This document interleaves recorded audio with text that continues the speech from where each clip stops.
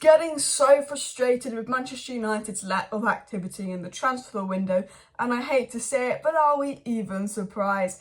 No, but Manchester United have missed out on two big targets, and we're not even 3 days into the window yet. 2 days into the window, Keegan set to go to Bayern. We've been told we won't get Kane.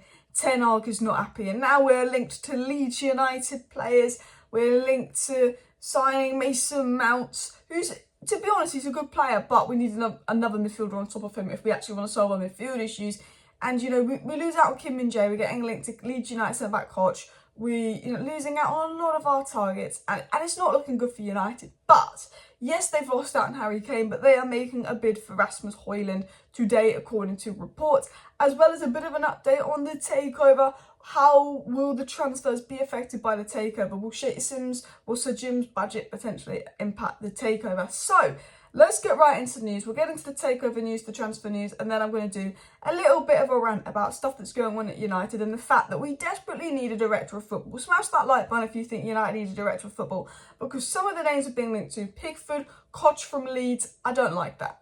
So let's get into a bit of transfer/takeover news that's come out from the very credible Mike Keegan. He said some interesting things about how this takeover may affect United's transfer plans, specifically if Sheikh Jassim becomes in charge.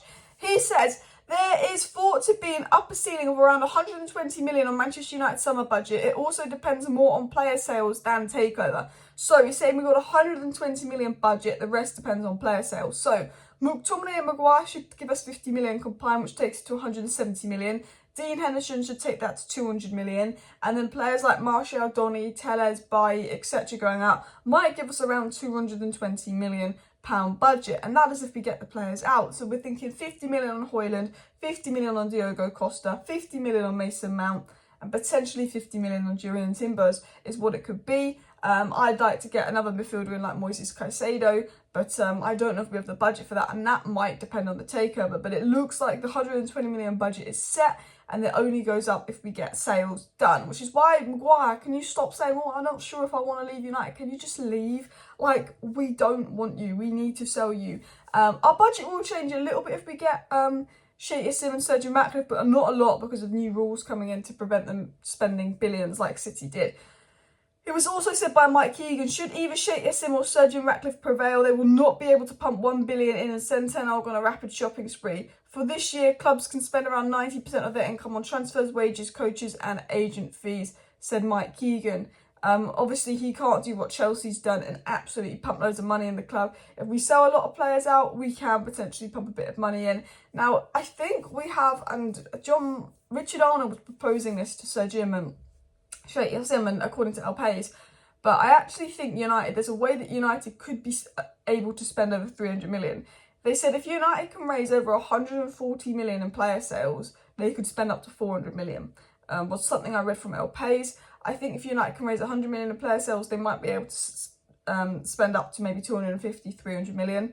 I do think if we get Qatar, we clear the debt, we raise a lot of money in player sales, we could have a budget of around 300 million, but that is if Qatar, if player sales, if everything we want seems to happen. So I'll be honest with you, although I want Man United to go out and sign Diogo Costa, Moises Caicedo, Mason Mount, Jurrien Timber, because I don't think we're going to get Kim Min-jae now, and Rasmus Hojlund, and then potentially Mbappe, I don't think we're going to do that, believe it or not. I just don't think we are. Anyway, continuing on with the news, it was also said Sheikh Jassim's offer comes with the promise that debt will be wiped clean. That would have an immediate effect on the budget. Removing debt and the prospect of further servicing could give as much as a 50 million intermediate boost. So Mike Keegan saying if we have to Ratcliffe, the budget is 120 million set, and then everything else comes through player sales. So if we make 60 million through player sales, it's 180 million budget. He's saying if we get Qatar, it's 170 million budget, and then everything else comes through player sales. So if we get Qatar, brilliant. 170 million budget. Dean Henderson takes it to 200 million. Maguire and McTominay should take it to 250 million. And selling players like Donny, Martial, Tellez, Bailly, getting them all off, and the money it saves on the wage bill could give us around 300 million to spend. And, people ask me how I'd spend 300 million. Well, 50's going on Rasmus Hojlund. 50's going on Diogo Costa. I reckon we can get his price tag down from 65 million to 50. So that's 100 million. I would generally spend 80 million on Moises Caicedo, which takes it to 180 million. I would generally go, I think if Kim Min-jae's gone, I would play 40, 50 million on Timber, taking it to 220 million. and then I will go and pay the money for Mason Mount that they want. And then if it's Qatar, I'd maybe do a deal for someone like Neymar on loan. So, you know, we have someone to play left wing and for us to play striker. That's probably what I would do. But, you know, we have to sell a lot of players and we'll have to get Qatar for that to happen. What else was said in terms of our transfer plan, budget, takeover and more? It was said Ratcliffe's people are keen to point out that they will not put any additional debt on the club should they succeed. The picture with the existing figure is unclear though. So basically, what's been said is Sheikh Jassim comes in, he clears the debt, he adds an extra 50 million to the transfer budget for clearing the debt. He won't be able to go crazy and spend, but he will be able to spend more than Sergeant Ratcliffe this summer, and he will be able to do some things to get some players in for Ten Hag. With Sergeant Ratcliffe, it said the figure that United will be able to spend this summer with Sergeant Ratcliffe is unclear. So let me summarise this report from Mike Keegan and why it's important. At the end of the day, Mike Keegan is basically saying there's 100 million to spend right now. The rest of the budget is going to depend on who we sell and who the owners are. We can go slightly higher if it's Qatar. If Sir Jim, he doesn't know what Sir Jim's figures are. So that's a little bit of an update in terms of that. Now, what was actually coming out about Rasmus Hojlund today that United are going to put a bid in? He's reported to cost between 40 to 60 million pounds, or I think it was 60 million euros, but then some sources said 40 million pounds. So I've just gone back bang in the middle and said Hojlund's going to cost 50 million pounds. So what was said on Hojlund today? It was said that United will present a first offer of 60 million euros for Rasmus Hojlund today. He is the first choice. Today is the first choice.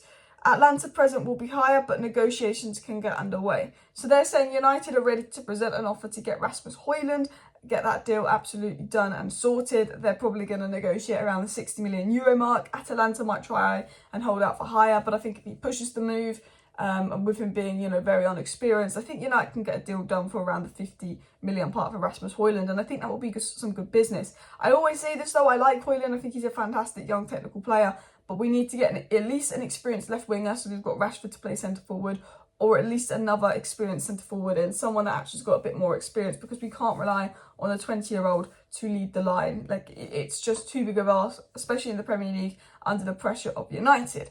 Now, I do want to get into a bit of a rant, because I'm not happy. I'll be honest. Kim Min-jae apparently set to go to Bayern Munich. Kane is off. Now, Ten Hag wanted Kim Min-jae, he wanted Kane. It's very obvious. He wants a goalkeeper. He wants Mason Mount. We're also looking at Moises Caicedo, but we've been told we might not have the budget for that. We one day in the transfer window and we get told Harry Kane pursuit's over and Kim Min-jae is likely to go to Bayern. One day in the transfer window.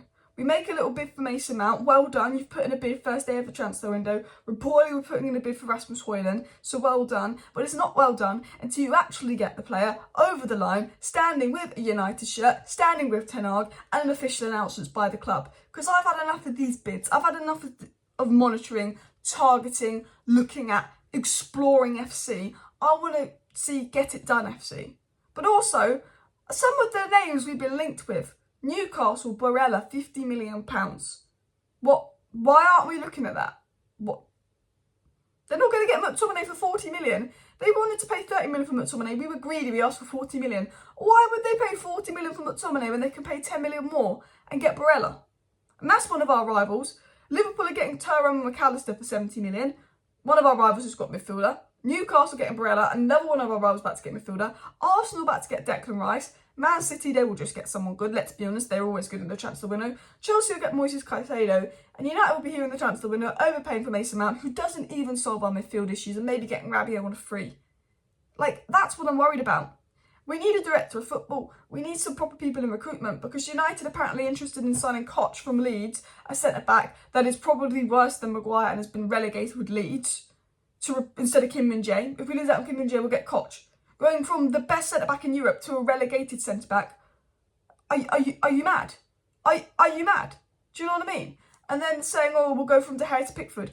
I would rather have De Gea and Maguire than Pickford and Koch. You know, even Emi Martinez, he's so overrated. I don't rate him. Anana or Diogo Costa in goal. For me, Julian Simba or Kim Min-jae centre-back. We are Man United. We cannot be going for the force and fish choice. The reason that we've not won a Premier League or a Champions League in the last 10 years is because the board have mucked about in the transfer windows. They've missed out on all our managers' first choice and then their second choice, and then they'll go for the third or fourth choice because it's a cheaper option. And because we're slow in the transfer window, a lot of our targets get swooped up. You know, we could have got a Gakpo. He could have been someone that could play left wing or centre forward to help with the problems we've got right now if we don't get Kane. Imagine if we had Gakpo and Hojlund, it would be a lot better than just signing Hojlund and we have someone for left wing and centre forward cover. But we didn't want to pay 30 million for Gakpo in January, so he's at Liverpool. You know, we didn't want to pay money for this player or this player or this player. And they go to rivals and they make rivals better and we go, I wish I got them now. Julian Alvarez, we'd be killing for him now. 17 million, didn't get him. Enzo Fernandez could have got for 12 million at Chelsea now. You know, so many of these players, Moises Caicedo didn't go for him. So many players that we don't pay for, we don't get. So many times in the transfer window, we'll miss out on Ten Hag's first and second choice because we're slow, we faff about. The takeover is not helping, but reportedly we can do business and it's not dependent on the takeover. So if we can do business, my message to Man United is go on and get something done. Hojlund and Mount are decent signings, but when we sign Hojlund and Mount, I don't think, that's going to take us to the next level. If you sign Diogo Costa, I'm like, that's a big improvement. If you sign Moises Caicedo, I'm like, wow. If you sign Harry Kane, I'm like, wow.